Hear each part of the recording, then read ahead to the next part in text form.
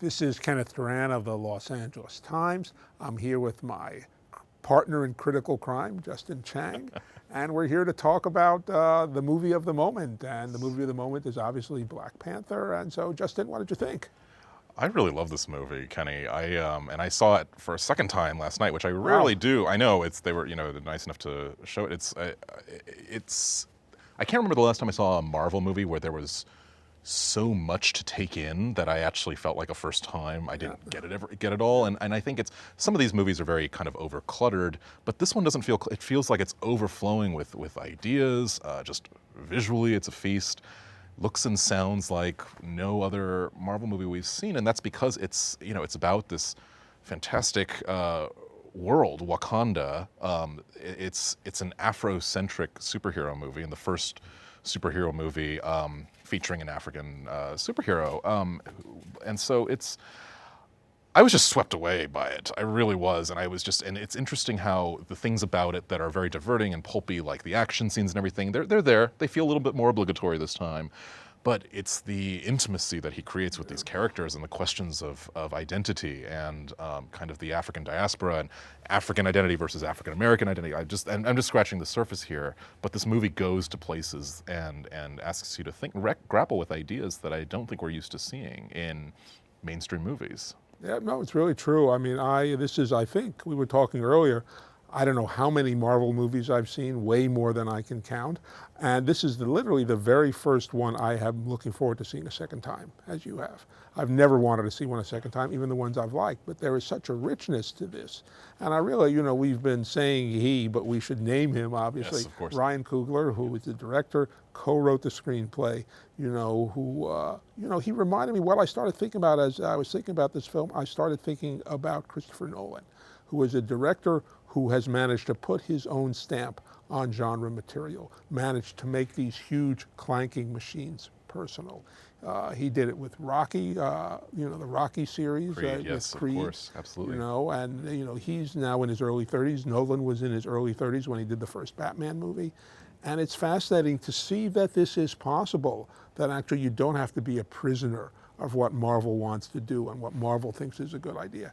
You can bring your own spin to it and make it look easy, and that's what he's done. He really does. It's incredibly personal. I mean, he's a very personal filmmaker, starting with his debut film, Fruitvale Station, Creed, and this. He is addressing these identity questions, these questions about race in American society, and now with this one, not in American society so much, with just in the world. And it's interesting because as personal as it feels, it feels vital too, and it feels like it fills a need that a lot of us maybe didn't, as you said in your review, I think didn't necessarily realize we had. I actually think Black audiences have felt this need for a long time.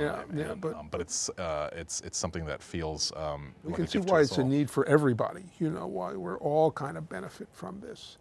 It's quite something. It really isn't just the world he creates. I mean, Chadwick Boseman is really terrific as Prince and then King T'Challa, the Black Panther. But in a weird way, it's almost like he's the least interesting part of this mix of characters. I think that Well, Michael Michael B. Jordan is such a B. Jordan, fantastic that villain. character is, and again, he's been with Ryan Coogler in all three of his films. His muse, in a sense, yes. And he, we don't want to give too much away, but he's a very interesting character. You see very early on that he's a bad guy, but the nature of who he isn't revealed till later, and it's really, really fascinating. Really fascinating to the point where you almost settle in, and I mean, it would be a very different arc, but it's like maybe he's the because he, He says, again, it's the interplay of their characters is absolutely compelling, and I love the fact that the film is